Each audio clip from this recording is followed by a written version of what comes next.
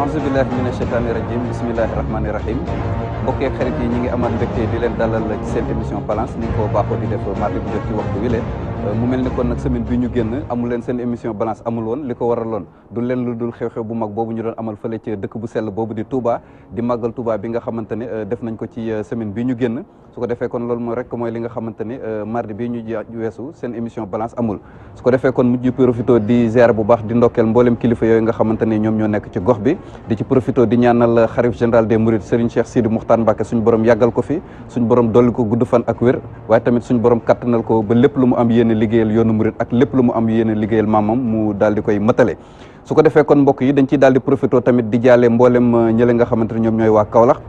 jaale ko ñi nga xamante ne ñoom ñoo féete ca Léona ci wàccub xalif bi nga xamante ne moom mooy xalif Léona Niakhène di cheikh al islam cheikh Ibrahima Niass di ko jaale mboolem umma islamique waaye tam di ko jaale mboolem ñi nga xamante ne ñoom ñoo nekk fii ci biir réew mi ak bitim réew rawatina président directeur général bu groupe Walfadjri di Sidi Lamine Niass di ñaanal tamit suñu borom sàmm bu baax a baax njaboot gi nga xamante ni moom la fi bàyyi waaye tamit ki nga xamante ni moom moo ko utu ci jal bi di ko ñaanal suñu borom kattanal ko ba lépp loo xamante ni am na ko yénn liggéeyal yoon bi mu matale ko mbokk yi seen émission balance tey dañuy tàmbali beneen waxtaan muy loo xam ni jëm na ci banque yi droit bancaire umpale wu leen ne am na jotaay yu ñu ci amaloon ci jotaay yële passé di waxtaane mbir mi waaye mu mel ni kon mbëbët bi saa su nekk day yokk rek waaye tamit li nga xamante ni moom mooy attente publique bi par rapport ak loolu nga xam ne moom mooy thème bi ak sollicitation yi takkuwaay boo xamante ni waral tey jii nii ñu jëlaat beneen waxtaan ngir jagleel ko lépp loo xamante ni jëm na ci wàllu woowee su ko defee kon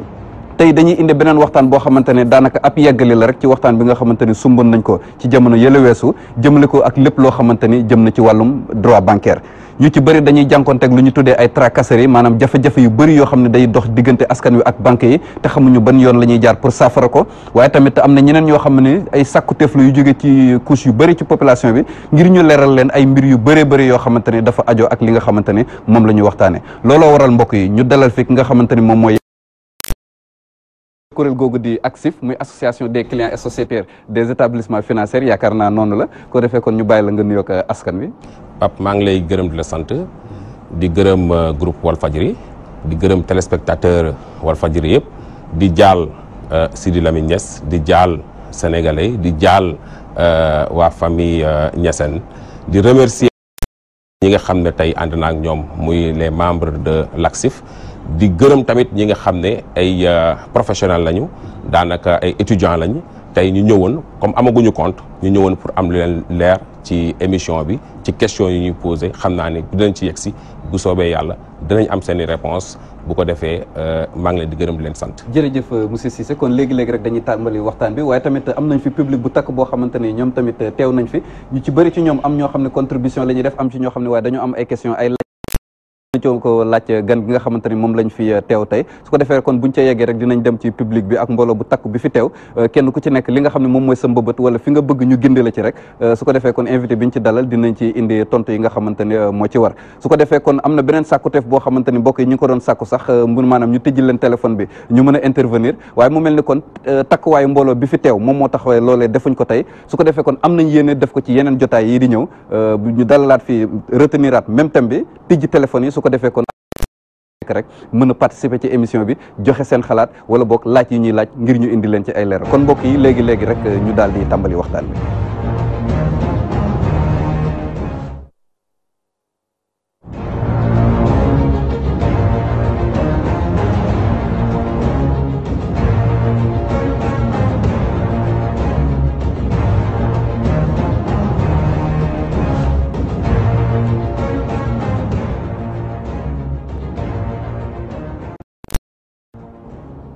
jërëjëf Régis kon Famara dañuy daal di tàmbali waxtaan bi rek xam naa fi ma tàmbalee moom damay satisfaire benn préoccupation ñi nga xam ñoom ñooy étudiants yeeg professionnels yeeg yu mel noonu maanaam dañuy bëgg ñu defal lu ñu tuddee définition du jargon bancaire ñu bëri dañuy dégg yu si bëri mais xamuñu baat yooyu noonu lan lay tekki xam naa li ci jiitu mooy li nga xamante moom mooy établissement financier yi ñu wax leen yan façon type d' établissement financier moo am lan mooy banque lan mooy mutuelle lan mooy yu mel noonu ñu leeral leen ko seen bopp ba mu leer si nañ si ñoom. waaw mu la gërëmee ba pare maa ngi wax ni Sénégal ñaar fukki banque ak ñeent ñoo fi nekk am ñeent yoo xam ne ay établissement financier à caractère bancaire lañ leen wax daanaka jege nañu banque waaye ba tey duñu banque mu am lim bu takku boo xam ne kenn xamul nu mu toll ci li ñuy wax ay institution de microfinance mooy daanaka mutuelle yi ngeen di gis yu nekk ci bopp koñ yi. ci banques yi am na ci benn boo xam ne ñu ngi koy tuddee daanaka type de financement am war naa mën a wute ak yële mais xam naa dinañ ci xóotal parce que dañ ko boole ci réglementation bi amul benn différence entre banque classique ak banque islamique. donc bu weesoo banques yi nga xam ne ay investisseurs ñoo jógee ca bitim réew ñëw indi seen alal créer seen banque di wut ay bénéfices dafa am ay mutuelles yoo xam ne ñooñu ay ñi nekk ci banques yi ay clients lañ leen di wooyee. nekk ci institution de microfinance ay sociétaires lañ leen di wooyee parce que ñooñu sociétaire mooy actionnaire da ngaa bokk ci da nga ci am part sociale boo xam ne da ngaa bokk ci mbir mi mais li jaaxal ñëpp mooy actionnaire kay bis bu boîte bi réaliser ay bénéfices da nga cee war a am mais malheureusement bénéfice bi clients yi duñ ko gis. foofu amul partage de bénéfice ci banque yi dafa am partage de bénéfice ci institution de microfinance yi amul partage de bénéfice bénéfice bi dañ ko war a réinvestiraat pour la qualité réinvestiraat ko ci clients yi nga xam ne duñu ay clients mais ay actionnaires lañ mais bu weesoo banque institution de microfinance bëri na ñoo xam ne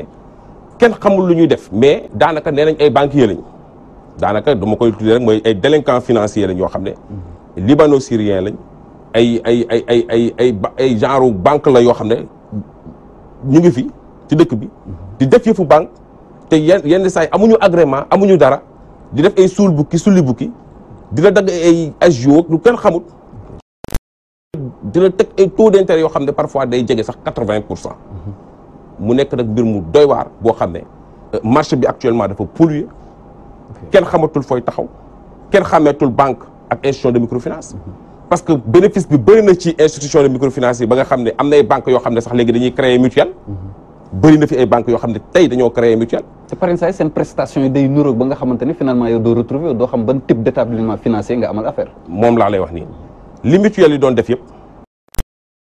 xam nga système bi dañ koo tëgg ba nga xam ne dañ ne dafa am ñoo xam ne dañoo am ñooñu mën nañ dem ci banque yi ba ñu lebal leen xaalis wala ñu dénkaane fi seen xaalis mu am ñoo xam ne amuñu ay néewum doole lañ nekk ci àll bi nekk ci kaw mi ñu ay sàmbkat ñu ay béykat ñu ay nappkat ñu ay marchand ambulant ñu ay jaaykatu gerte jaaf ñooñu noonu nee nañ ñu ne dañ leen créer ay banques yu ndaw yu ñuy woowee mutuelle nga xam ne dinañ ci mën a bénéficier wu crédit dinañ mën a accéder crédit ay banque de proximité la ñuy wax mu faciliter leen ñu am crédit faciliter leen mbir yi ba nga xam ne dinañ mën a fay bu ko defee ñooñu ñu suqaliku xam nga banque dafa am benn rôle de régulation bu mu war a jouer tey man am naa alal yow amoo alal banque moo war a tax tey différence bi ñu wàññi ko daanaka lan man sama alal dama koy jël dugal ko ci banque bi yow étudiant nga amoo liggéey mais amoo liggéey wala marchand ambulant nga da nga bëgg a yokk sa liggéey ni ngay def mooy da ngay dem ci banque ba mu jël xaalis ban ba ma fa teg mu jox la ko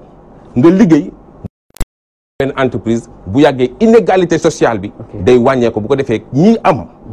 dinañ am certes mais ñi ñàkk danañ jéem a yéeg tuuti ba xaw a tolloog banque mais rôle fondamentalu banque boobu tey malheureusement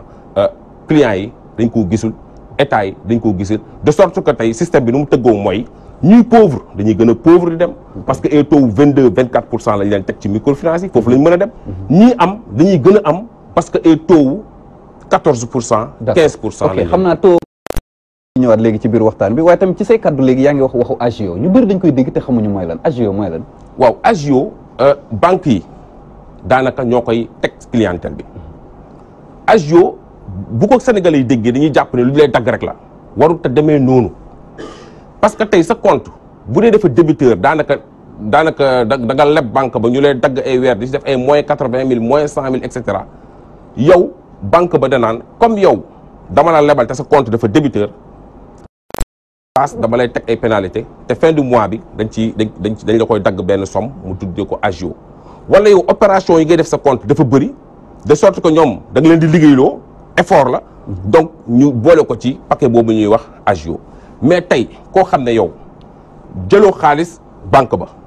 sa compte dafa am xaalis ba pare say opération peut-être demeewut noonu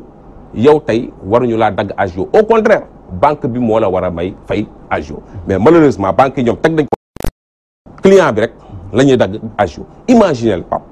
tey Sénégal salariés yëpp entreprise yëpp yi nga xam ne dañoo am compte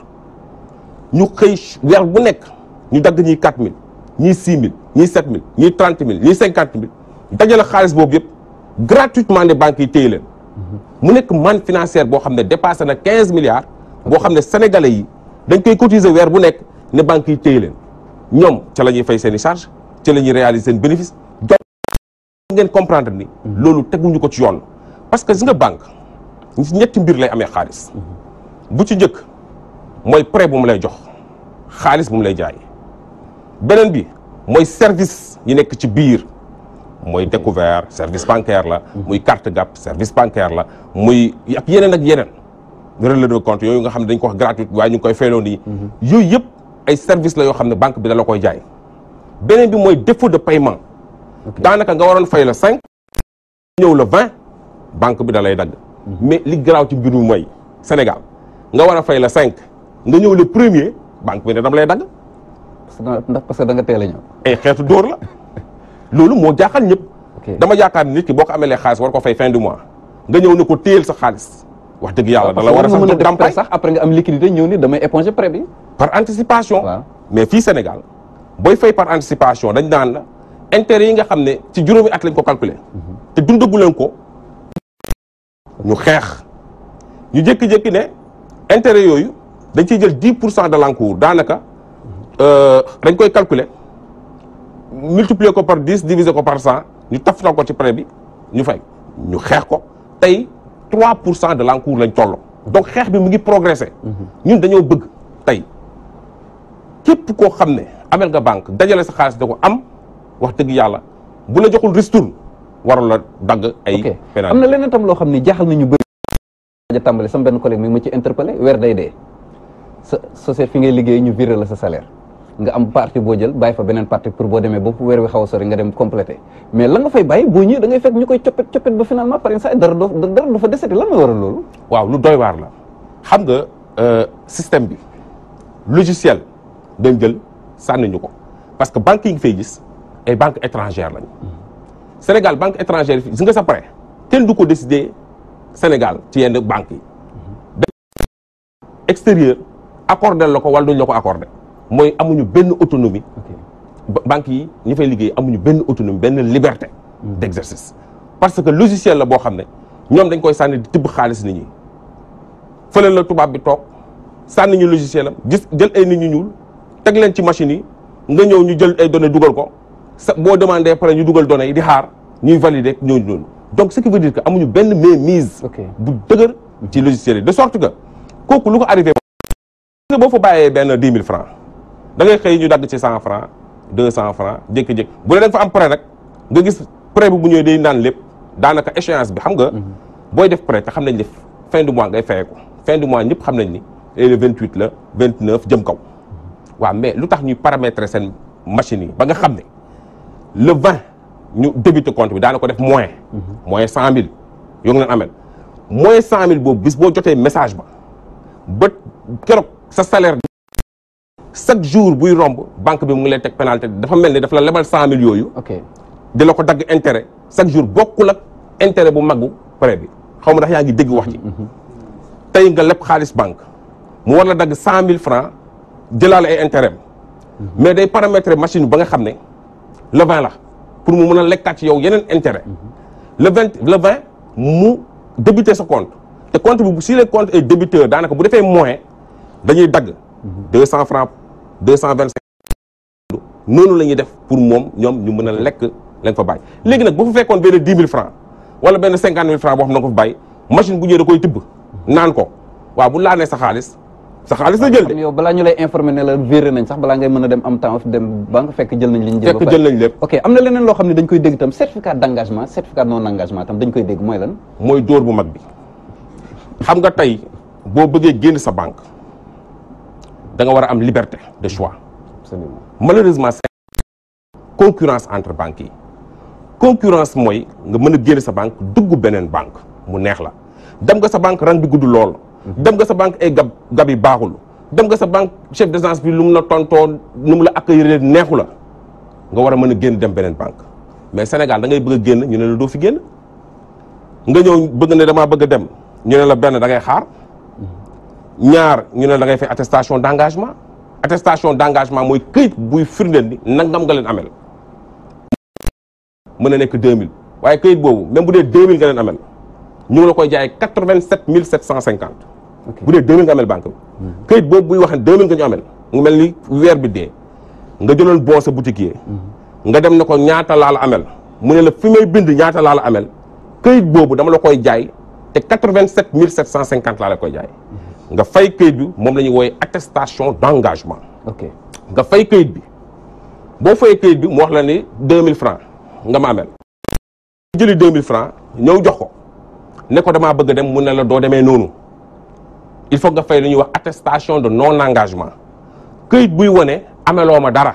daanaka boutiquier bi boo ko fayee li nga amel ba pare reçu bu mu la war a defar pour wax la nii ameloo ma dara jeex na xaalis ba ne la këyit boobu tam da nga koy fay 87 750 encore. waaw yow 2000 francs yi nga ko amel rek dikkee ne la ñaari këyit yoo xam ne attestation d'engagement non engagement 87 750 nga fay ko. 2000 francs yi sax yow da nga ma koo teel a fay te teel a fay baaxul man dama lay teg ay daan ay pénalité il faut nga jox ma dampaay bi mooy lan pénalité de remboursement par anticipation 3% de l'encours boo xam ne dañ la koy dagg. ok dompat ko ci teg ko ci presque 200 000 yoo xam ne. yow bëgg a génn rek moo tax ñu bëri duñu mën a génn seen banque parce que ay prisonniers lañ. ci biir banque yi. mais loolu xanaa dañ ko def pour décourager ñenn ñi ñu bañ a quitter banque bi wala te sax boo fayee ba pare balaa nga ci jot dañ lay dawloo ba ngay bëgg a dee. waaw parce que dañoo nekk ci benn environnement concurrence. parce que banques yi bëri na institution de microfinance yi bëri na. donc de sorte que ñoom dañuy bëgg ku nekk retenir say clients. de sorte que ñoom dañuy teg ay mesures yoo xam ne client bi bu bëggee dem dañuy lekk ci moom xaalis xam nga client bu taxaw bëgg a dem ñaari banque ñoo ko sekk. parce que day génn banque dugg ci biir banque. banque de départ am day jéem a lekk ci moom xaalis banque d'accueil bee mu jëm day jéem a lekk ci moom xaalis malheureusement le client dans ce cas de figure boo demee ci yeneen dëkk yi il doit se placer sous la protection de la moo war a sàmm loolu gis nga question boobu question de la mobilité bancaire il faut une loi sur la mobilité bancaire boo xam ne day réglementer mobilité bancaire gis nga Pape Ndiaye tey bu ñu voté woon loi boobu ba nga xam ne yow boo bëggee génn sa banque jarul ngay dem di gisi sa banque jarul ngay tàggu sa chef d'agence jarul ngay tàggu sa gestionnaire de crédit demal banque boo bëgg a dem dañ lay jox benn mandat de mobilité bancaire nga remplir mandat bi ne damay dem jeex na service qui sera gratuit automatique gratuite informatisé yow dem nga sa yoon daanaka boo demee sa banque fekk gab yi di paan wala nga dem sa banque fekk rang bi benn opération bu daw nga def 4 heures de temps nga dem sa banque sa gestionnaire de compte saaga la wala tontu loolu bon da ngay génn rek dugg beneen banque jël fa mandat de mobilité nga remplir ko boo ko remplir banque bële mooy saisir banque bi mandat bi la déjà la nga ko amel fay na ko doo am pénalité doo am attestation d'engagement c'est un service gratuit li nga leen amel juste le banque bee di fay banque bi nga dem comme sa gestionnaire de compte bu ko wóoree ni moom bu la xoolee bët bu la xoolee piis la te piis ba neexu la boo génnee dem nga sa yoon ñàkk na client bu boobaa benn danañ gën a respecter client bi. accueil bi dina gën a kii ba pare dinañ wàññi seen taux yi parce que xam na ne bu ñëwee waxtaan ak yow ne la prêt laa soxla nga ne ko taux 12-14% laa lay teg te moom gis na banque bee fële di def taux 10% buy génn bana la. dem na yoonam donc dinañ wàññi. bu ñëwee sa banque qualité de service bi dimanche mu wër dëkk bi banque yëpp tëj nañ mu dem gab jël taxi. mu koy wëral dëkk bi pour mu xam gab bu bees bu baax mu gis ni yow say gab dara baax Almadies rek ay fonctionné ah bu paane même pas 5 minutes ñu réparé ko. waaw ay fan lay toog ñooñu kenn yabu leen ñooñu kenn yabu leen li ñu ñoo contrôler banque yi parce que xaalis bañ fay dénk xam nga banque pour ñu contrôler ko épargne bi la li ñu fay dénk ñi fay dugal xaalis ñooy contrôler banque tey boo amoon 2 milliards ci banque guichet yëpp la ñuy arrêté yow ñu jàllale la parce que bis boo ko retiré mu am problème parce que 2 milliards yi ci lay liggéey lebal ci Masamba lebal ci Mademba wala nga am ay kër yu bëri teg fa garantie bu takku banque yi dañ lay respecté parce que non seulement yow sa kër yi mu ngi ci ñoom jox nañ la benn xaalis boo xam ne yaa ngi ci liggéey donc valeur la nga leen jox donc ñoom borom xaalis yi dañuy gën a respecté te système bi ni ñu ko tëggee tamit borom xaalis yi da gën a respecté parce que borom xaalis yi ñoom ñooy dem banque di am ay taux 14% 15 ñu ñàkk ni baadoolo bi moom day gën a tumuranke parce que ay 22-24% lañ koy teg ci institution de microfinance yi. donc système baa ngoog te dafa war a changer. ok d'accord ba léegi ci définition jargon bancaire bi par exemple ñu dégg ay taux nominal assurance prêt yooyu tamit ñu bëri bëgg nañ mu leer seen bopp. waaw taux nominal bi ca la ñuy naxee ñëpp moo nekk ci plaque publicitaire yi moo nekk ci affiche yi moo nekk fépp moom la ñuy wane alors que xaalis banque dala koy jaay dala war a wax lu muy jar dafa mel ni nga dugg boutique ñu naan la ñu lay wax naan la meew bi 200 lay jar yow nga ne ko waa indil meew bi jox ko 1000 francs mu wecc la 600 nga ne ko waa nu mu demee ni mu ne la non hors taxe laa la waxoon quoi fekk na dugg nga pare mënatoo bañ a jënd banque noonu la demee taux nominal la ñuy affiché alors que taux effectif global taux annuel effectif global ñu ko ciy wooyee plus précisément boo xam ne moom mooy xayma xaalis ba ñaata exactement la dikkee boobu la ñu war a def ci tous les documents annexes document bu ñu lay jox boobu la ñu ci war a def plaque publicitaire yi fépp ci foo xam ne dañ koy annoncé brochure yi ñu lay jox foofu lañ ko war a def donc dafa war a question bi dafa war a leer mais malheureusement dafa am benn désinformation benn technique boo xam ne dañ leen nëbb mbir yi di la jox ay taux hors taxe parce que tey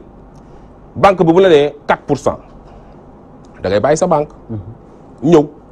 dugg nga ba pare waaw mu jox la taux effectif global bi yegg na 12% nga ne ko waxantewuñu woon li damay dem mu ne la déet doo demee noonu de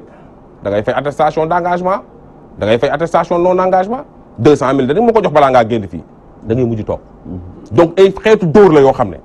il faut que ñu voter benn loi sur la mobilité bancaire pour que clients yi am liberté dem bu leen neex banque bu leen neex bu boobaa prix yeeg service yeeg respect bi day nekk de mise parce que sinon da ngay ñàkk ay clients. parce que justement transition bi bangoog pour que ñu évoquer protectrice du client maanaam loi yi nga xamante ne moom lañ fi war a indi samp ko fi su ko defee kon client banque yi bañ di jànkonte ak jafe-jafe yu métti yi nga xamante ne moom la ñu am boo ñu ci doon tuddal limal yooyu yenn loi mooy yi nga xamante ne te dëkk yu wër yu bëri am na ci ay coppite yoo xam ne indi nañ ko ci réforme. waaw xam nga loi yi dañ ko war a teg assemblée voté ko mooy dëgg mooy yoon parce que tey commerçant bu dem banque ba lépp fa xaalis joxe këram garantie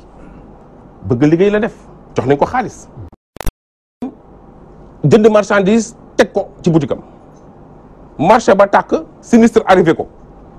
xam nga lu koy dalam dañ koy yóbbu tribunal saisir këram génne ko ci biti moom ak njabootam mu gën a torox kooku loi da ko war a protéger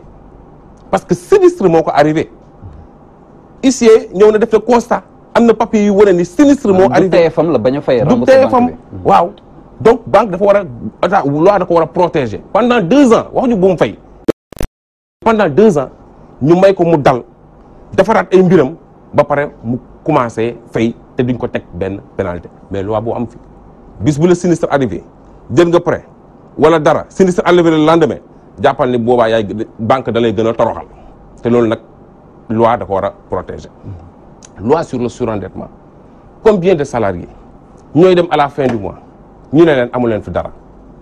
surendettement dafa nekk question bu délicate te dañ ko war a réglementer ci jot bëri na alors que gis nga travailleur loi da ko protéger dafa am benn partie du salaire bu ñuy wax la quotité incessible insaisissable kenn mënu koo jël te kenn mënu koo joxe yow mii sa bopp moom salaire mënoo ko joxe te kenn waru koo jël am benn partie bu ñuy wax la quotité cessible saisissable moo xam ne yow mën nga koo joxe pour ñu booy leb wala moom it créancier bi mën na koo jël mais malheureusement banques yi da ngay dem ñu ne la amoo fi dara xam ne boo amee fàttaliku am na fi benn kilifa bu mag kilifa diine boo xam ne jotoon na fekk banque bañ bëggoon ko def contrainte par corps jàpp yóbbu mu mujj xaru mais loolu ñun dañ koo dénoncer parce que dafa am benn droit international buy wax ni les droits humains sont supérieurs aux droits des créanciers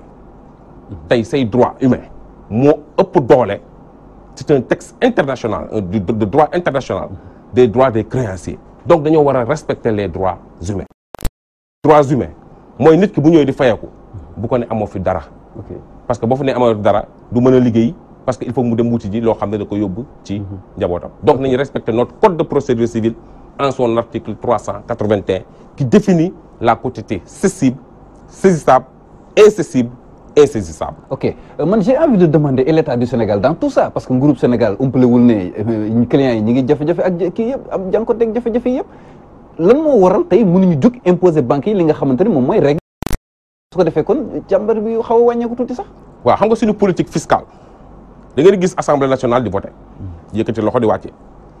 suñu politique budgétaire da ngay gis assemblée nationale député yi ñu fal ñun ñu fal ñu yëkkati seen loxo di wàcce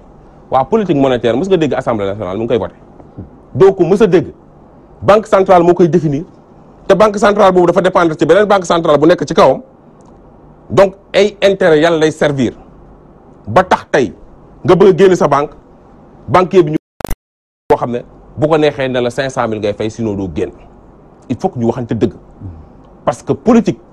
monétaire bi espace UEMOA ñoo ko bokk mais kan moo koy définir c'est vrai que chef d'État yi am nañ ci responsabilité mais responsabilité bu mag bi banque centrale la ko yor te banque centrale dafa dépendre ci yeneen banque centrale dañu waxante dëgg loolu mooy réalité bi suñu politique monétaire définir ñu ko moo waral yenn saa yi ngay gis yenn yoo xam ne vraiment yu doy waar lay doon. fixé également est-ce que loolu dëppoo nag sax norme communautaire yi d'abord. waaw xam nga banque centrale dafa ne plafond pour les banques 15% la plafond pour les institutions de microfinance 24% la waaw bandi yi nekk ci suuf nag moom ay 80% la ñuy dóor ay 100% parce que am na benn jàngalkat boo xam ne 298000 la jël 3 millions lay remboursé. état du Sénégal amana sax bëgg na mbir mi changé mais ñi ay monstre financier lañ dañuy fal dañuy folli ñooy tey bu leen neexee dëkk bi wow koŋ kenn du yor dërëm parce que ñoom ñoo am capacité injecter de l'argent dans la communauté donc am capacité boobu du état moo koy song état li mu mën mooy xaar peuple bi bu ñu sonnee ba torox comme ni mu demee nii bu ñëpp nangoo génn def manifestation ba banques yi xam ne manifestation am na 2 millions de personnes 3 millions de personnes banques yi bu boobaa ñooy saisir état bi ne leen jaar leen fii teg leen fii seen tànk teg leen fii sinon kat wóoratul. Gale moo mën a lijjanti problème am looloo waral ñu organiser marche bu ñuy def le 17 novembre vendredi à partir de 16h marche bi na ñëpp ñëw bu ñu bëggee suñu problème rek yow. lu mel noonu tax Sidi Lamine Niass ne dëkk bi révolution rek ko koy defar. révolution mais du dëkk bi rek monde bi révolution rek. ok moo koy changé.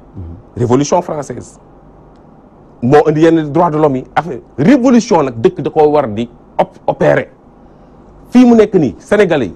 ñoo war a dimbali seen bopp état bi du jël benn mesure parce que mënu ko bu ko jéemee def gars yi ko naan yow peuple bi waxul dara yow laa ñuy xeex léegi nag comme da nga ñuy xeex yow il faut nga dégager te nooy dégager mooy waaw dañuy bàyyi retenir seen liquidité ku ñu retenir seen liquidité Pam Ndiaye amoo xaalis doo jël taxi rapide ngay jël wala nga dox taximan bi suba ba ngoon gisul ko ëpp danaan dëkk bi dafa loolu dëkk bi dafa nangam commencé kaas boutique bi gisatul kuy jënd mu naan gars yi daal parce que bu amul xaalis doo jënd entreprise yi commencé sooxe bu boobaa ñëpp ne dëkk bi neexul waa ji na fi jóge waaye waa ji na nga yaakaar ne moom looloo ko arrangé du ko def day bàyyi di seetaan peuple bi nag ñoom ñoo mën a fajal seen bopp mbir mi bu ñu accuser état nañu ñëw marche ba 3 millions de personnes bu ñu génnee nañ bàyyi folklore beeg politique bi ñu topp. J'espère que c'est pas un appel à la désobéissance civile ou à l'insurrection. Non, marche pacifique autorisée encadré. juristes yi dañoo gaaw ci qualification juridique. boo xam ne dañuy jógee place de l'Obélisque dem ba banque centrale. kenn du dox booba dañuy gëstu rek yegg banque centrale ñëpp bu ñu gëstoo rek yegg banque centrale. ba am ngeen autorisation rassemblement participation à un rassemblement non autorisé c'est un délit au Sénégal. non xam nga ni man dootuma ko dolli yow fekkee nga suñu procès. bu banquier bi taxawee ne kuy bëgg a génn léegi da ngay fay 175500 dañoo fipp ne ko dellu sil ci décision bi wala ñu sitting bi mu bañ ne bu ma neexee def ko 500000 ñu organiser sitting ñu jël ñu taxal ñu yóbbu ñu wéet fa lool ba procès ba ñu dem procureur ak suñu avocat yi jàppale ñu ba ñu génne fa. waaw te waxu procureur bi sax man daf ma marqué ba léegi parce que dafa ni yéen association yu mel nii daf fi yéex a am maanaam kuréel gu fi taxaw di défendre client ñi nga xamante ni moom mooy banque yi kaddu yooyu daf ma marqué lool jour procès boobu noonu. mais wax na dëgg xam nga dafa am ay ñoo xam ne dañ leen di qualifier d'intouchable la grande muette te ñoom ñoo contrôler monde bi te duñu wax ñu ngi ne pat jàpp seen jàmbur te amuñu sanction donc il faut que association yu mel ni suñu bos ñu leen di dooleel te du état bi moo leen dooleel man soxla wuñu sax du état bi dooleel population bi lañ soxla ñuy génn di ñu dooleel parce que loolu mooy doole association du état bi di ñu jàppale ci nii soxlawuñu ko li ñu soxla mooy population bi di génn bu ko defee ñuy xeex suñuy ak yelleef ci banques yi ñu mën ñoo respecter parce que ay lobbying la yoo xam ne kenn ñemewu leen ku dul population. ok population rek moo leen mën a reculer loo. ok xam naa ci kan dem ci public bi jël fa quelques interventions waaye laata loolu ma évoqué un dernier aspect mooy li ñu tuddee dématérialisation des banques maanaam suppression des banques physiques temps yi dañu gis ne da ngay génn sa kër taseeg benn xale bu góor wala benn xale bu jigéen boo xam ne dañ lay télécharger benn logiciel xaw ma benn banque boo xam da nga koy activer ak yu mel noonu loolu également tamit lu ñu commencé nemmeeku la ci réew mi. ñu ngi koy xeex parce que tollooguñ ci xam nga dëkk bu nekk ak lu mu tollool am na ci yeneen dëkk yi certes mais Sénégal tollooguñ ci parce que amul mesure d'accompagnement parce que benn banque commencé na ko yeneen banques yi dañ koy def parce que dafa neex Ecobank commencé na ko day supprimer agence yam yi nekk ci région yi yeeg ci banlieue bi yëpp lay supprimer bu ko defee dootul fayati charge dootul fayati courant dootul fayati dox dootul jëlati ay employés ñuy def banque finance maa ngi leen di wax doo leen liggéey parce que banque yi duñ leen jël loolu yëpp ñu wàññi main d'œuvre bi teg ay gap ak ay logiciel ci portable bi bu ko defee yow boo nekkee Kédougou nga soxla prêt da ngay woote téléphone fay xaalis woote téléphone ça renchérit le crédit day impacter ci taux effectif global bi nga fay xaalis bu woote ñu accordel la ñu ne la xaaral ñu accordel la bu ñu la ko accordele nga paas Kédougou Dakar aller ñëw signé kayit yi aller retour bu boobaa ñu tegal position de sa xaalis bi ñaata la dikkee day gën a cher benn ñaareel bi mooy boo bëggee retirer xaalis boobu da ngay am problème parce que amul banque boo amee problème da ngay gën a am problème parce que amul banque physique boo xam da ngay wax ak nit téléphone rek nga koy def léegi nag retirer gab yi di tomber en panne gab yi nga xam ne seen service ñaar la xaw ma ñett am na yoo xam ne sax ñaar la dugg naa benn banque boo xam ne dañ ci bind ne la bul demander reçu bu la machine bi laajtee reçu nel non parce que boo nee waaw rek day bloqué xam nga ne yooyu ay deux secondes mai la dysfonctionnement ay banque ay gap yu bon seconde mai yoo xam ne dañ koy jëlee fële wala jël ay gap yu bees yu moderne indi ko fii xam nga question bi lan la dañoo bëgg sous-investir en Afrique et gagner beaucoup alors que chez eux ils investissent sur lu bëri gagner peu parce que foofu taux yi ay 0,1% la ay 2% la maximum kenn du dépasser 3%. Donc ils investissent beaucoup pour gagner peu alors que fii ils sous-investissent duñu investir dara indi lu ñuy bon ba pare di lekk suñu xaalis. gis nga mbir mi seen perte yu ñuy enregistré seen dëkk yi Afrique fii ak dëkk yu mel ni Sénégal lañ koy compenser liggéeykat bi nekk France nekk ci banque boo xam ne am na Sénégal du banque française yee koy fay de banque sénégalaise yee koy fay seen i bénéfice seen réalisation ñun fii lañ koy compenser donc ce qui veut dire quoi ce qui veut dire que da ngay jël benn banque mu nekk Europe nekk fii banque boobu agriculteur ñaa jël agriculture parce que agriculture mooy développer réew mooy moteur de développement agriculteur am da koy jox da koy lebal xaalis bu bëri mu jënd tracteur teg à un taux de 0,1%. même banque bi nekk yi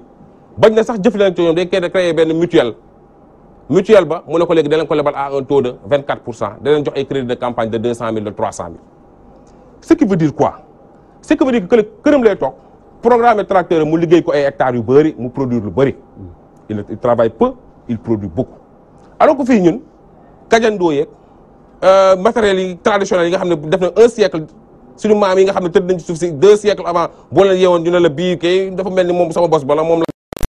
yooyu la ñuy yor di ko béyee dañuy travailler du matin au soir ils travaillent beaucoup ils produisent peu comme dañuy produire ba pare kële à un taux de 0,1% lay rembourser day def bénéfice bu bëri kii à un taux de 22-24 pour lay rembourser lu mu liggéey yëpp da koy fayaat banque bi de sorte que ñoom dañuy gën a pauvre ñoom ñuy gën a riche ba pare ñu ñëw nañu accord de partenariat économique daanaka ñoom banque ba lu mu leen ko joxee yomb na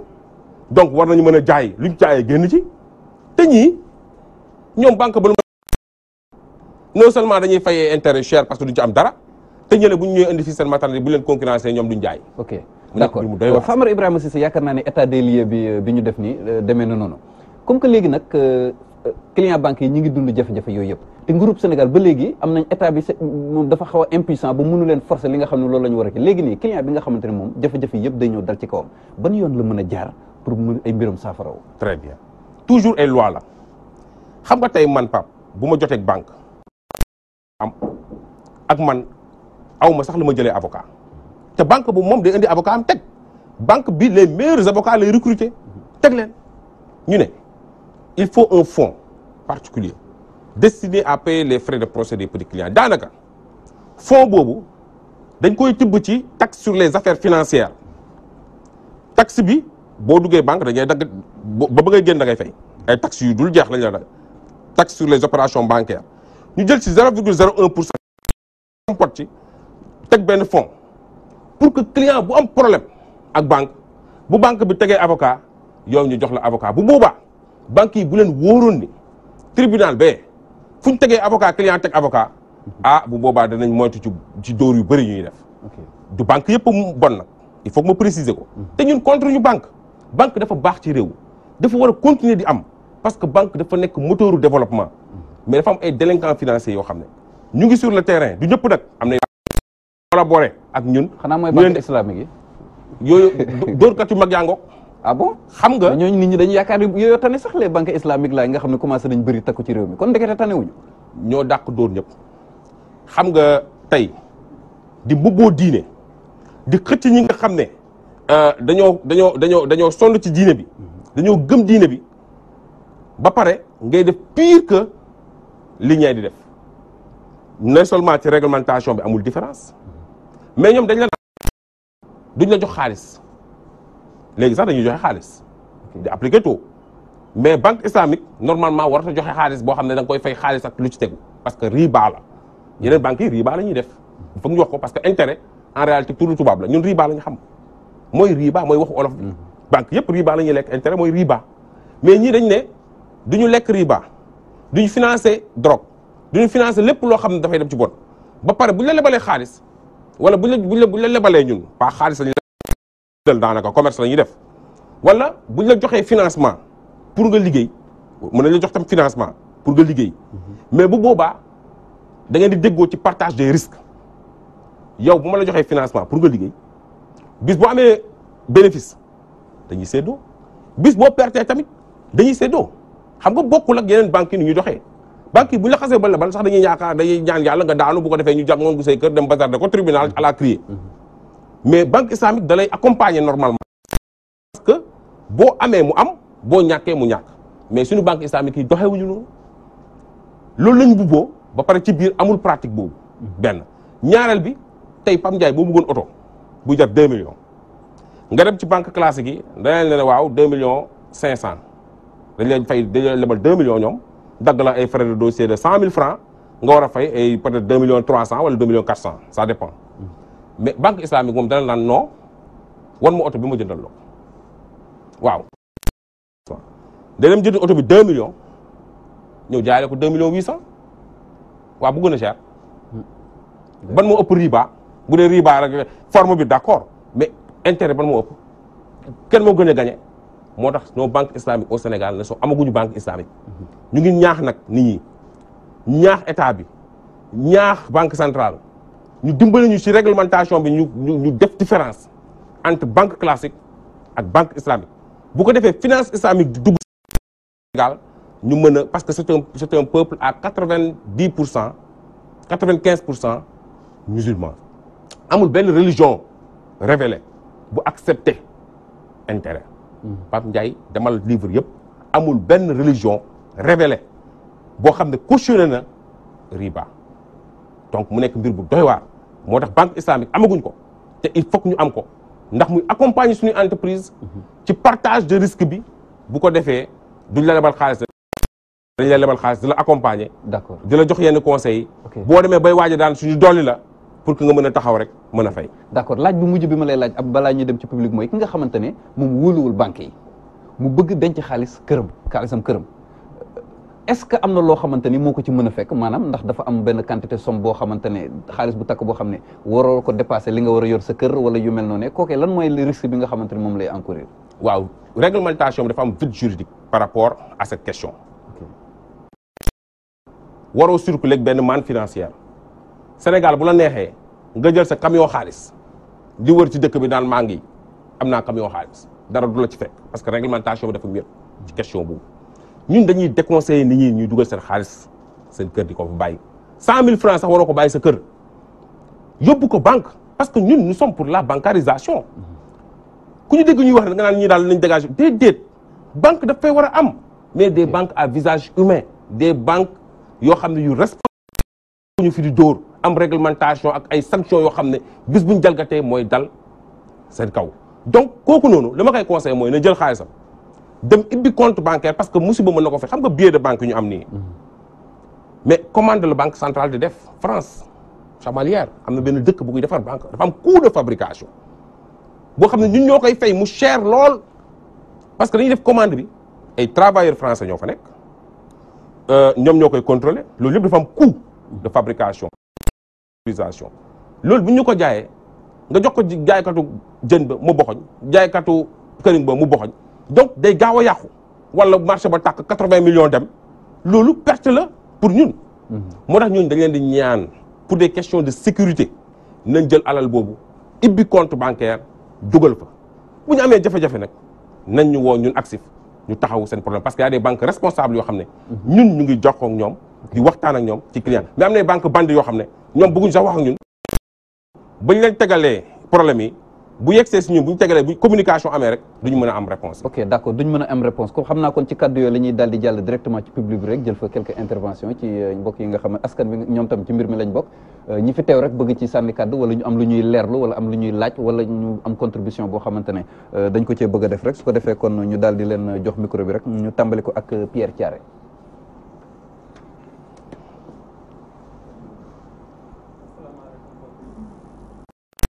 nuyu ci seen tur ak seen sant di leen baalu ak di leen baal ak bon di ñaanal li mu bëgg ci xolam yàllaa ko xam yàlla na ko yàlla defal loolu Famara Cissé ak Pape yéen itam maa ngi leen di ñaanal yéen a xam li ngeen bëgg yàlla na yàlla defal leen loolu bon maa ngi tàmbalee nag xëy na ci li may tàmbalee sax nit dina ko dégg xeeb ko lool waaye boo comprendre fi ma dëkk ci région yi ma dëkk di nga xam ne somme bu bëri parce que dama dëkk ci région Fatick bokk ci région yi nga xamante ne dañoo gën a ndóol dëkk ci arrondissement Niakhar muy arrondissement bi nga xamante ne moo gën a ndóol ci région Fatick encore commune Patar nekk ci commune bi gën a ndóol encore bon bu ma ñëwee fii Dakar di fi daan sama doole boo am somme bu toll nii di ko dugal ci ay banque lañ ko tudde ñii ay góorgóorlu tekki association bu tudd góorgóorlu tekki bu nekk fii Parcelles ci case bi ñu doon verser suñu xaalis ci affaire habitant mais ci banque yi lañ ko doon jaarale encore bi ma demee ci banque CBAO bi ñu demee dem ba ci biir man mënatuma ma ne leen léegi man daal damay retiré ñu ne ma waaw bëriwul waaye il faut ñu jël ci 35 000 fekk maa ngi fa amoon ay 380 et quelques mille mu ne il faut que ñu jël ci 35 000 ma ne leen waaw d' accord mais gën gaaw pour ñu delloo la sa xaalis il faut nga def pendant 1 an ma ne leen waaw ba léegi waaye man daal xam naa ne mënatuma mais depuis booba ba léegi góorgóorlu tekki boo leen woowee dañ lay wuyu ne bon dinañ la woo bu ñu jotee dinañ la woo depuis 2014 ba léegi mënuma jot suma xaalis mënatuma cotiser te terrain yi ñu doon wax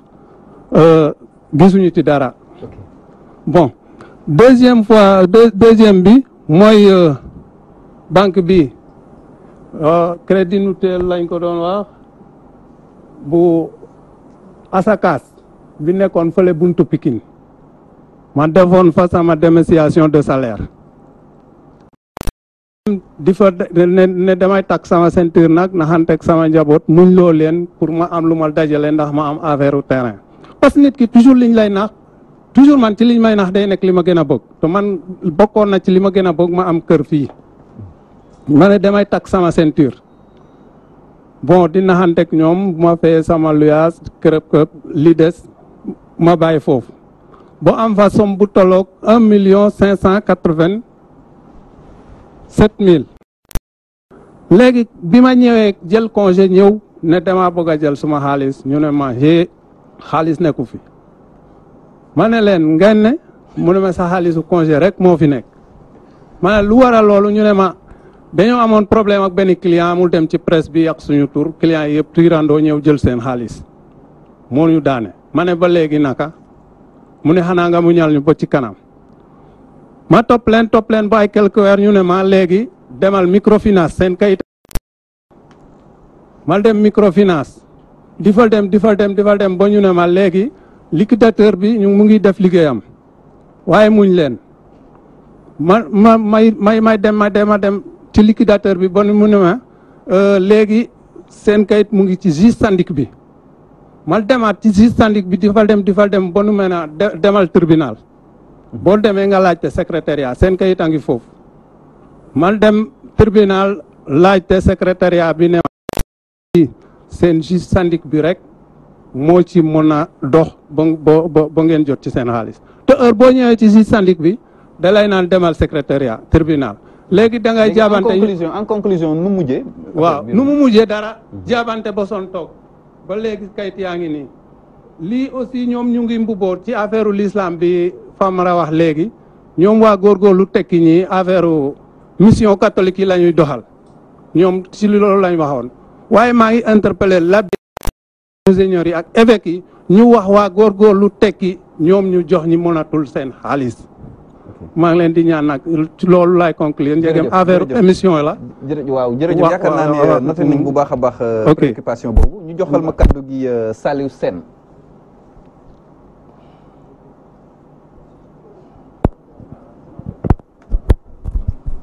ok président maa ngi leen di nuyu Pape leen ziar nuyu public bi donc li mu bëggoon a laaj mooy juste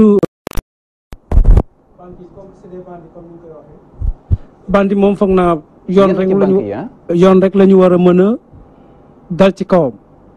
bon wax nga fi léegi ne nga état mënul si ñoom dara population bi ñoom moom si ñoom moom dara te ñun ñuy un république boo xam ne dañu am ay kuréelu yoon ñun ñuy association boo xam ne dañuy défendre clients yi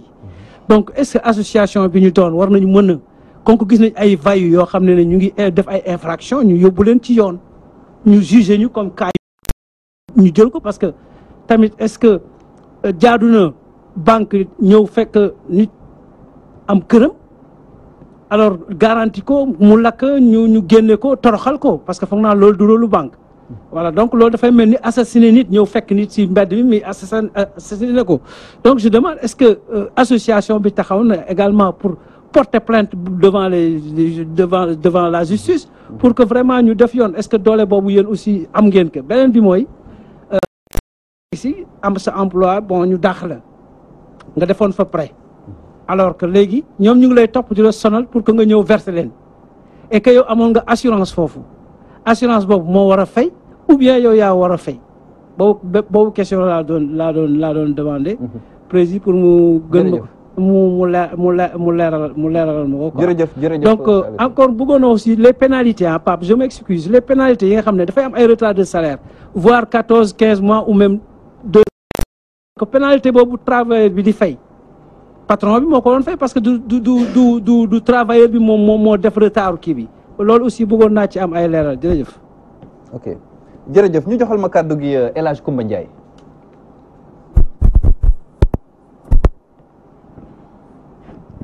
jërëjëf Pape jërëjëf Famara comme émission lañ nekk du ma guddal damay yem rek ci ñetti poñ yoo xam ne moom laa bëgg a waxee suma kàddu première question bi nag ma bëgg ci benn tontu bu leer mooy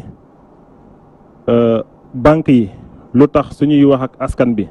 suñuy wax ak seen clients yi ñoom duñu joxe un langage boo xam ne danañ ko mën a dégg un langage codé la ñuy yore boo xam ne kenn mënul xam li ñuy wax soo amee problème soo ñëwee di wax ak ñoom suñ waxee ba pare yow tu retournes comme tu étais venu yow ni nga ñëwee woon doo xam dara ci li ñu wax deuxième bi mooy soo soxlaa yenn këyit yoo xam ne dañuy ñaaw njort ne kii kat dafa bëgg a génn suñu banque këyit boobu moom da ngay daw seen kaw ba sonn doo ko jot wala balaa nga koy jot lu nekk da nga ko daj ba ngay mujj sax bëgg a resté waat encore bu mujj bi nag mooy condition yi ñuy nekkee ci banque yi soo bëggee jot xaalis bi nga xam ne da nga koo liggéey ba sonn nga ñëw di sonnaat encore. na question yi ma bëggoon posé di leen sant di leen gërëm. jërëjëf Moustapha Lo. salaamaaleykum mbooloo mi maa ngi nuyu ñëpp kenn ku ne ci sa tur ak sa sant di nuyoo aussi jëmale ko ci Famara Cissé ndax li ñu indi fii tey jàpp naa ne moom moo ko sabab waaw man li may laaj mooy parce que à chaque fois ñii naa la banque bi moo gën a efficace wala banque bële moo gën a efficace man li ma bëgg a laaj tout simplement mooy tey boo doonoon débutant nga bëgg a dem ci banque yi léegi ban banque ngay choisir pour mën a xam pour mën a pour nga bañ a am benn jafe-jafe ban banque nga war a choisir pour dem ci loolu la amul lu may laaj. jërëjëf jërëjëf Mor Amina Kandji.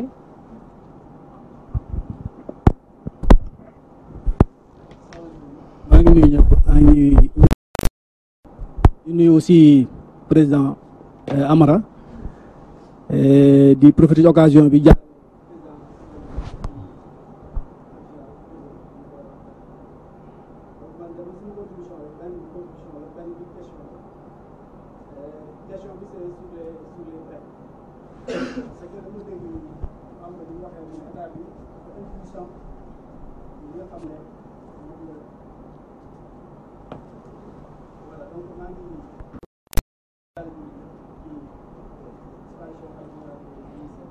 di jàlle Sidi Lamine président groupe Walfadjri Pape di remercier aussi Famara ci invitation bi ak plateau bi vraiment li nga wax exposé bi leer na damay ñëw ci ñaari mbir benn bi suma position la boo xam ne dama jàpp ne loolu la beneen bi question la boo xam ne dama koy posé parce que en réalité tey banques yi boo gisee ñu am benn développement lu ci ëpp fonctionnaire yi moo tax travailleurs yi nga xam ne dañ leen di jox as tuut bu weer dee te loolu état du Sénégal moo ñu ko imposé la bancarisation ku ne xam ne état du Sénégal moo ko imposé les travailleurs te man dama jàpp ne bu ñu waxante dëgg état du Sénégal bu ñu koy imposé les travailleurs daf ci am intérêt parce que képp koo xam ne salarié nga tey sa salaire di jaar ci benn structure bancaire état du Sénégal am na ci benn intérêt boo fa jëlee prêt état du Sénégal am na ci intérêt ñi nga xam ne ñoo nekk ci banques yi nekk ay travailleurs am état boobu mënul taxaw ne tey il est impuissant sur les problèmes de ces travailleurs là man dama jàpp ne l'état est complice de la situation parce que dans les autres pays ça ne se passe pas comme ça demeewul nii comme nous demee au Sénégal aujourd'hui tey Sénégal jàpp naa ne les travailleurs ñu am ay salaires yoo xam ne mën naa jàpp ne yu tane la mais tey banque bi ñu ñëwee ñu imposer bancarisation bi nit ñi dafa mel ne dañoo gën a ndóol dañoo gën a am problème après mel ni ku la koy may te may ñu la ko en réalité bu ñuy xool ñi gën a mën a fay ci banques yi ñi gën a mën a recouvrer seeni prêts ce sont les travailleurs parce que mënoo leen rëcc parce que salaire fa lay jaar kon dama jàpp ne état du Sénégal war na jël ay mesures par rapport ak les arnaques yi nga xam ne travailleurs ñu ngi koy am ci banques yi su ko defut ça veut dire que aujourd'hui dafa bàyyi mission man loolu laa jàpp loolu laa gëm man gëw ma ne population bi ñoo war a soulever wu pour que état bi réagir non dama jàpp ne l'état est en train de préserver ses intérêts moo tax mu bàyyi banque ñuy def beneen bi mooy Famara comme ni nga ko waxee c'est exposé tey boo dugg ci banque dañ lay neexal mën nga ñëw en une journée ñu monter la defal la lépp voilà ubbi la compte ñu la c'est gratuit jox la chéquier prêt bi une semaine ñu lever la jox la ay millions loolu lépp c'est comme si que dañ lay jàppale en réalité mais fi ngay xamee ne jàppale wuñ la comme ni nga ko waxee ci taux d'intérêt yi dañuy gis ne à chaque fois taux bi day monter yow da nga koy xam mais genre prison mënutoo génn xamatu looy def doo ci mën dara amoo fenn foo koy jooy parce que état bi aussi mosuñu dëgg ñu jël yenn responsabilités yenn mesures yi pour protéger un peu les travailleurs alors que travailleurs yooyu tey jàpp naa ne tey Sénégal bu waree émergent ce sont les travailleurs la ñoo ko fay yóbbu kon te ensuite boo ñëwee aussi nga monter un prêt état bi loolu aussi jaaxal na ma ci banque yi c'est une question hein boo ñëwee monter un prêt dañ lay couper assurance bi c'est-à-dire prêt bu nekkee pour 5 ans dañuy jël 5 ans bi ma interroger un jour benn gestionnaire de compte mu ne ma non boo gisee ñu koy def mooy c'est parce que bëgguñu ëllëg yow nga jël un prêt après tu voyages wala nga def la neex ñun duñ mën a jël suñu xaalis assurance duñu mën a fay parce que le client fayutoon assurance ba mu mat moo tax ñun léegi boo ñëwee monter un prêt dañ lay couper rek tout le montant assurance bi yëpp pour que maintenant boo demee fu la neex ñun en tout cas duñ perte ça veut dire que ba jàppale donc vraiment banques yi vraiment ils font la loi ici ñu c'est-à-dire ils font vraiment la loi ici au Sénégal te loolu man mënu ma ko parce que aussi nag dëkk bi bu amee yoon mais Sénégal la quoi c'est le pays mais c'est pas les banques bëggoon naa la vraiment ñu nga gën ci développer pour que clients yi xam ñun aussi vraiment ñu gën a mën a xam fu ñu teg suñu tànk parce que tey pour nga mën a génn ci banque yi mais vraiment c'est en fait la fin du monde quoi. jërëjëf maa ngi jégalu ñu joxal ma micro bi Penda Badiane ah dem ci jigéen ñi tuuti. salaamaaleykum mbooloo bi maa ngi nuyu public bi yëpp Pape Ndiaye maa ngi lay nuyu ak Fama di rafetlu seen liggéey man nag tey contribution laa bëgg def ci mbiru banque yi dëgg la maa ngi ak nit ñi bëri naa nag ay nit ñu bëri damay wax ak ñoom ci seen wàllu banque dugg bee génn bee xaalis bu ñuy placer mais man lenn moo ma jaaxal dafa am benn waay joo xam ne moom compte épargne ci boppam moom la ñuy jël xaalis gestionnaire banque yi di ko dagg di kii di jël te man nee naa ko man ba mu dalee gis compte banque ba tey kenn war def nañ ko 2 fois dagg ko 24000 benn mois beneen mois ñëw ñu daggaat ko encore 24000 mu ñëw posé ma la question ma ni ko non da ngay dem xool ba xam ndax du seen gab bi lañ la dagg wala déet mais nag boo demee bul tudd gab ba mu demee tuddul gab dafa ñëw ni leen 2 mois yi ni yéen may dagg 24000 te xaw ma raison bi ñu xool ñu ko effectivement erreur la woon mais daañu la ko delloo ba léegi ni delloowuñ ko dara boobu léegi mi ngi woote duñ ko décroché yenn saa ñu décroché ko bàyyi noonu keneen ki moom dafa ñëw pendant 1 an ñu ngi koy dagg di ko dagg moom yëgul sax lu xew ba mu dem def relevé gis ni carrément 25000 de plus lañ ko daan dagg ci prêt boobu noonu 25000 de plus mu yéeg def réclamation ndeke waa ju ko doon dagg moom it am na ay problème ba ñu def ko kii ba ñu rapport ko mu ñëw fekk waa ji toog mu ne ko waa yow man dama gis 25000 yaa mu koy dagg par mu ne ko dimbale ma ngir yàlla bul wax soo waxee damay gën a am problème instant yi maa ngi ci problème man nii nag man banque yi kon léegi fan la nit ñi jëm ak ñoom te dëgg la certes mais am na ñoo xam ne ñoom dañu nekk ci biir banque bi di mbubb di sàcc ci suuf clients yi moo tax nag nee naa clients yi ku ci demati sa kii na nga xool bu baax sa relevé de compte xool lu ñu lay dagg ak lu ñu lay jox ak après nga xool lan moo fa nekk moo gën a wóor man loolu laa bëggoon indi comme contribution ci kii bi jërëjëf ñu jox micro bi Khalil Thiam.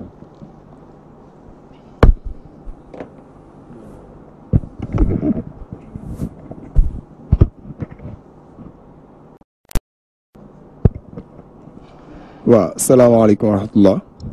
ginnaaw bu ñu leen nuyoo rafetlu jotaay bi jaar fi ñëpp jaar rek jaalee umma islamique bi yëpp rawatina waa Léona Niassène xam naa comme ci émission lañu nekk dañuy def direct rek ci biir bi man nag sama contribution dama ko bëggoon accès ci mutuelle yi ñi ñu tuddee mutuelle parce que dañu seetlu ne sunu yaay yi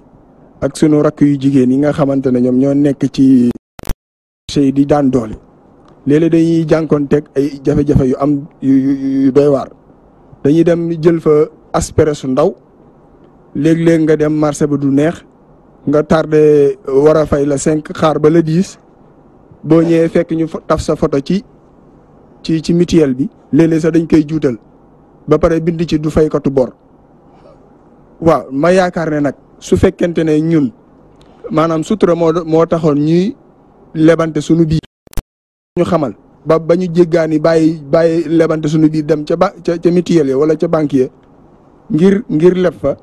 ñoom ñu ñuy wili pande ndax loolu Famara loi bi am na lu mu ci wax wala bu ci waxul lan nga ciy proposé ñaareel bi mooy dama fekke lu demee noonu mutuelle bi ñëw ci bitigu jàmbur yónnee fa nit muy ñëw di menacer ku jigéen ka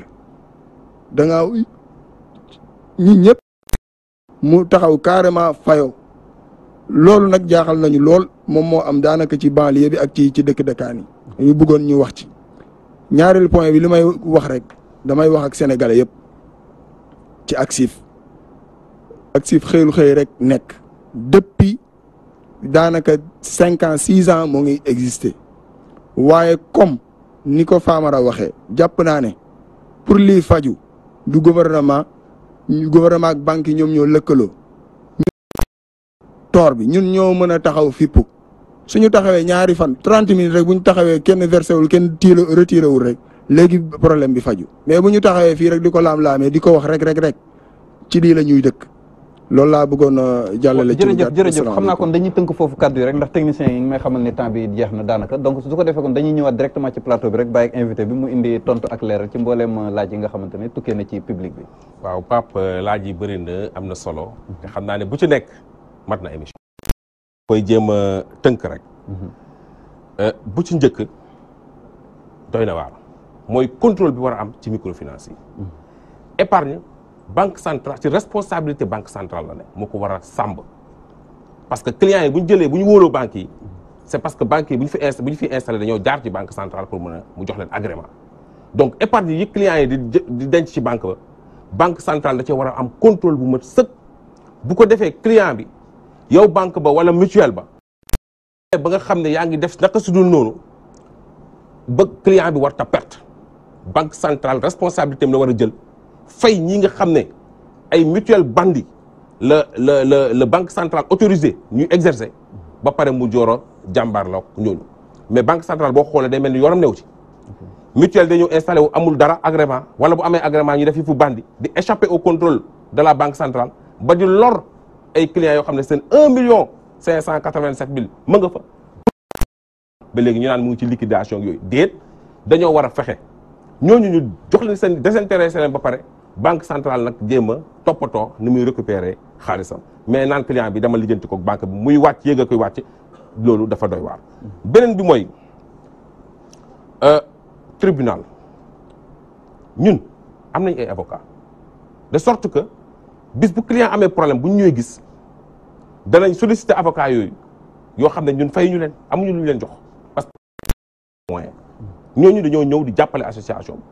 boole ko client bi bu ko defee mu plaidel ko gratuitement parfois waaye nag dañuy ñaan client yi bu amee na ko jox avocat bi ndax mu gën a motivé wu. donc ay dossier tey ñu ngi tribunal yoo xam ne client ak pas mais da ngay xam ne tam loi bi mais ñun ñi nga xam ne association de consommateurs lañ ñuy qualifié ñuy intenter au nom de nos adhérents une action judiciaire. tey bu ko loi bi waxoon ñii ñëpp seen plainte dañuy ñëw déposer ko ACSIF boo koy mais loi bi lankal nañu ko wala tey ñu gis publicité mensongère ñu wóor leen lii du dëgg du yoon ñu constitué partie civile au cours de l'instance pénale mais loi bi daf ñu ko interdire fi mu nekk ni ñoo ngi xeex nag pour mën ko am kii liggéey ñu dàq la mais kuy liggéey salaire nga doon am moo tax banque ba jox la xaalis salaire bi mooy garantie sa employeur moo la signal domiciliation de salaire moom moo garantie en réalité prêt bi moom bu la dàq waxuma yow nga démissionné mais moom bu la dàqee responsabilité am dafa engagé wu ci prêt boobu non seulement da nga koy traduire yoon fay la say droit mais ci négociation yi war nga fexe ba ne ko prêt bu ma jëloon te yow yaa ko garanti woon te fayatoo ma salaire yaa koy jël en charge mais banque bi du def loolu client bi dañ koy raje mu nekk fële banque ba di topp client bi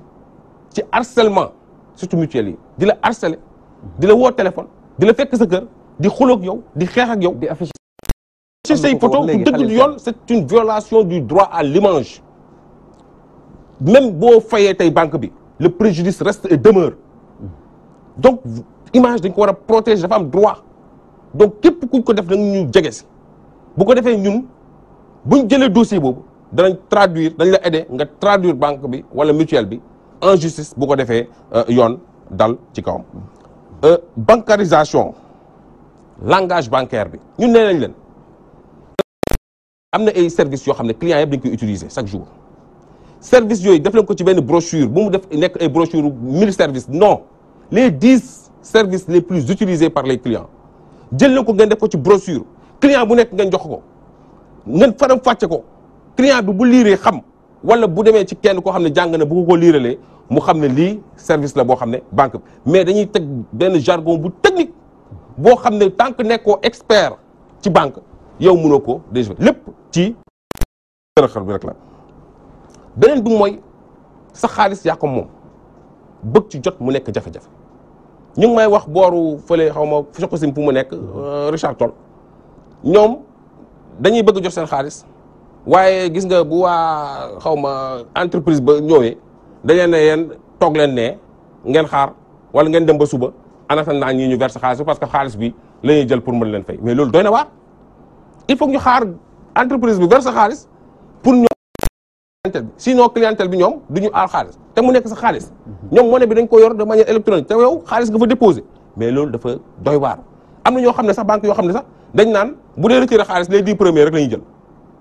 les 10 premiers bu jeexee ñu ne non ñeneen ñi xaar leen ba suba parce que xaalis amul mais loolu dëkk bu mel ni Sénégal waru fee am dafa doy waar te loolu dafa war a jeex nee na ma ban mooy banque bu gën question bu doy waar boo xam ne xam nga banque yi banque bu nekk da nga am spécialité ci mbirum kër am na yoo xam ne ci mbirum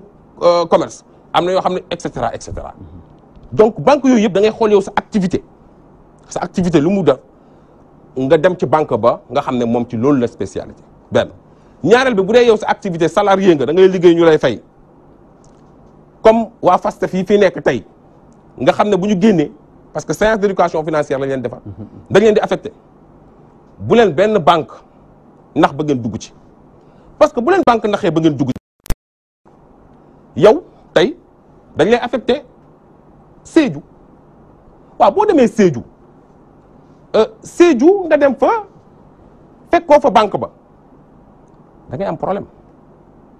parce que da ngay obligé yow di déplacer wu des kilomètres pour mën a fayee ko wala nga obligé di dem ñu jox la carte gab ak chèque ngay dem beneen banque boo xam ne dañ lay dagg li ngay fayee ko comme boog da ngay bàyyi ba nga dem sur le terrain nga tànn ca benn bu dee banque boobu jotoon ngeen waxtaan nga tànn ko parce que déjà am nga contact ak banque boobu ak sa activité ba ngay def te lépp banque il faut que nit ñi xam ne ay jënd ak jaay la comme waxaale rien n'est flexible soit da lay mën a defaral mënu ko nga dem seeti feneen nit ñi nag dañoo tàmm di xool intérêt clients yi bu ñu ñëwee dañoo tàmm di xool intérêt banque bi di bañ a xool seen intérêt banquier booy négocier ak moom intérêt am lay xool intérêt banque bi lay préserver donc yow bu mu la ndax ba nga am intérêt banque bi bàyyi say intérêt personnel. Loi sur la bancarisation en 2002 lañ ko adopté sur l'espace du mois Sénégal mu ngi ko intégré en 2004 salaire payoor bu mu mënta doon bu jéggee 100 000 francs banque nga koy jëlee loolu bancarisation dañu ko imposer demandé wuñu sax suñu avis ñun dem nañ benn instant sax bu ñu gisee affaire yi jaxasoo ñu ne état du Sénégal da nga war a retiré wu ci bancarisation ñu taxaw xool parce que suñu mag ñi trésor lañ doon fayeeku ñu leen di jox 50 mosu ñu am problème mais imaginez tey banque nga nekk fa mu ne dama lay lebal kër pour nga tabax kër nga ne ko waaw mu ne la ndax am nga terrain nga ne ko waaw mu ne la indi këyitu terrain bi comme garantie yow jox ko këyitu terrain bi mu jox la 25 millions nga tabax ci kër gi yow tabax nga kër gi ci terrain boo xam ne këyit ba ma nga ca banque ba nga commencé fay ngay fay boo toogee benn weer ñaari weer yoo xam ne fayoo nangu na kër ga yow la nga dugaloon lépp parce que ñàkk nga ko kaay ma lebal la 25 millions jox ma këyit ba comme garantie donc yow 25 millions yu mu la jox moom dugalaat nga ko si këyit bi ce qui veut dire que 25 millions ak terrain kër gi banque ba téye na ko fi mu nekk nii xaw ma da comprendre ngeen jox ma sa këyitu kër ma lebal la 25 millions 25 millions yi bokkul ak këyit bi maa la ko lebal bii sa këyitu kër la waaye yow da nga koy tabax ci biir kër ci kaw kër gi bâtiment donc 25 millions duggaat na ci kër gi te kër këyit ba ma nga ca banquier bi bu koy nangu day boole lépp nangu donc war nañ xoolaat sans tenir compte li nga jotoon kii dañ ko yóbbu à la criée gis nga 25 millions yi ma la jox noonu nga tabax ci kër gi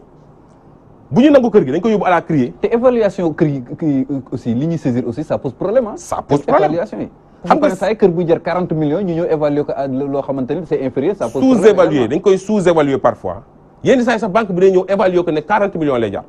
mais buñ koy jaay dañ koy jaay au quart à la criée daanaka bu doon kër gi 40 millions lay jar 10 millions lañ koy tàmbalee jaay 10 millions lañ koy jaay yow nga ñàkk ñu bazarder sa kër loolu mooy indi pap nga gis benn kilifa bu nekkoon ci benn koñ am teranga am ay kër am lépp di liggéey di am mu xëy génn àddina alal bi ne mes ne menteg kenn gisatu ko gars yi naan alalu Guinée du alalu Guinée li amoon mooy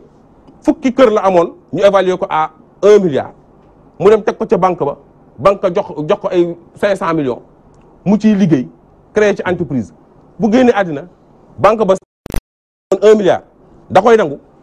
dem à la crier bazarder ko fa à 250 millions s'il le faut te kii 500 millions la ko amee noonu la ko joxoon mu jël xaalisam toppaat ko ci entreprise ba ñu jël nangu bien entre moo tax alal ba daal mes ne menteg gars yi naan alalu Guinée du alalu Guinée alal baa nga banque ba toog banque ko jël. beneen question bu ñu posé mooy assurance bi. assurance dañ la koy dagg mais waruñu la ko daggandoo yëpp parce que risque ci risque la bokk comme xaalis bi ñu lay lebal dafa risque assuré da ngay fay assurance pour que boo génnee àddina wala risque bi matérialisé wu ñu mën a daw ñoom ci compagnie d' assurance bi jël am na ay mutuelles yoo xam ne sax dañ lay dagg assurance ba pare boo génnee àddina ñu dem taxaw sa kër ne na fay daf ñoo amaloon xaalis doy na waar mais assurance moo waral fay koppar googu mais nga gis ni ay dagg assurance benn yoon alors que assurance deewa ko chaque année bu dee risque bi matérialisé wul banque bi sax da la war a jox ristourne une partie de cette assurance dañ la ko war a delloo loolu la code banque yi benn nangu ko ci appliqué boobu benn la ñaareel bi mooy assurance boobu dañ la koy dagg par mois mais bu ñu la koy dagg par mois dugal ñu ko ci benn caisse du ko dañu ko dugal dans les marchés financiers muy jur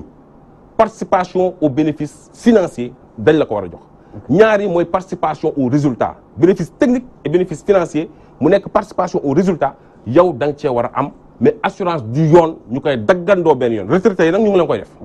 retraité day bëgg pare ñu ne demal wuti ji assurance parce que banque bi du la assuré nga dem wuti ji assurance fay ay 200 000 300 000 nga ñëw banque bi xool ne waaye yow koy ri sax man daal mënu ma laa jox pare nga ñàkk sa xaalis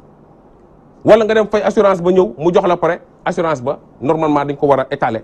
ci mois yi parce que risque bi chaque fois day gën a wàññeeku plus yaa ngi fay assurance risque bi di gën a wàññeeku mais malheureusement waaw am na itam ku laaj lu jëm ci wàllu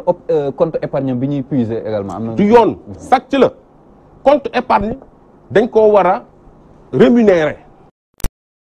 mais kenn war cee laal parce que xaalis boobu nga épargne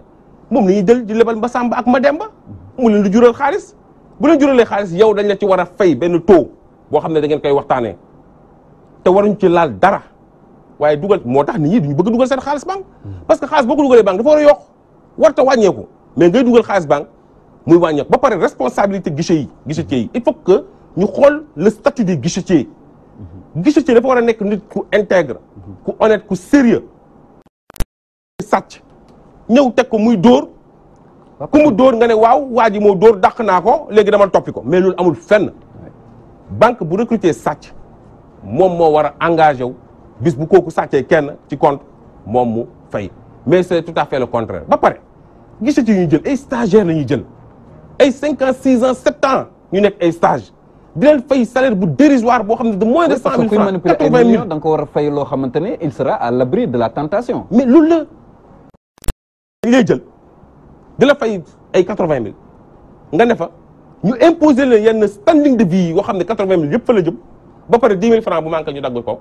sa salaire ba pare koo montel dossier bu fayul ñu ne la yow sa salaire da koy fay moo tax ngeen di gis ay guichetier di wàcc dem ci kër yi di xeex parce que yow boo fayul dañ koy dagg ci salaire am mais loolu fan la am ana risque bi ana assurance bi ak yeneen mais loolu dafa nekk loo xam ne dafa dog la condition des guichetiers donc je pense que j'ai un peu ramassé waaw xam naa lu ci mais li ma fu may mujj rek mooy femmes yi nañ def très attention mutuelle day ñëw bokk dekk seen biir koñ ñëw installé wu ne leen ku joxe 25000 ibbi compte ku ibbi compte joxe 25000 ma lebal la 100000 ñoom ñëpp ñu daw ibbi compte déjà 10 000 nga teg fa 25000 muy 35000 nee na da lay lebal 100000 boo xam da ciy génnee 10 000 francs frais de dossier donc boo génnee lépp moom 10 000 jox nga ko 25000 muy 35000 frais de dossier 10 000 muy 45000 donc moom 55000 rek la lay jox nga war ko fay 100000 ak ay intérêt loolu xeetu dóor la boo xam ne war na ci def dara da ngay gis famille di wax waaw de moom de boo joxee 25000 mu jox la 100000 joxe woo 25000 joxe nga 25000 joxe nga 10 000 francs ouverture compte joxe nga 10 000 francs frais de dossier 45 000 joxe nga ko mu jox la 100 000 boo xam ne yow da ngay fay 100 000 ak ay intérêt dafa nekk mbir boo xam ne dafa doy waar ba pare nit ki bu dugalee xaalisam banque wala mutuelle nañ fexe mu jot ci parce que mutuelle yi pap boo xoolee ay dóor la rek parce que mutuelle yi tey nañ waxante dëgg mën nañu soxali réew mi pap mës nga gis dëkk boo xam ne nañ la mutuelle ko defal wala mutuelle def na fa preuve am dëkk baa ngi avancé Mohamed Yunus bi nga xam ne moo ko teg créé ko dëkkam Bangladesh ba léegi pays pauvre la ñun ñu bëgg ñu ko imposer bëgg ko def benn affaire bu rëy boo xam non dama ne mën a continuer ñun contre ñu mutuelle na continuer di am mais nag nañ xam lenn mutuelle warta développer mënta développer te agriculture di ay crédit de campagne de 200 000 300 000 moo koy développé ay tracteur ngay financé gars yi mais boo boolee ñett yi Famara Ibrahima Cissé temps bi jeex na xaabaabal naa bu baax a baax a baax xam naa bu ma yàggee fi Awa Diop Ndiaye sant dina ma fekk fii ci studio bi waaw nga may ma rek ma terminer par remercier ki fi jaar ñawal ma muy sama tailleur vraiment may joxe numéro am di ñaan ñëpp loolu moom publicité la loolu moom du ma la ko may moom loolu moom waaw nga may ma nga jàll boo wàccee waa commercial dinañ la ko may mbay la baal ñu dagg ko foofu rek baal ñu dagg ko foofu rek mbokk yi xarit yi loolu mooy li nga xamante ni moom lañ leen indiloon ci jotaay tey bi di leen jox dig daje yeneen waxtaan lu ci bëree bëri lu ci manqué rek dinañ ko mëntal ci yeneen jotaay jërë ngeen jëf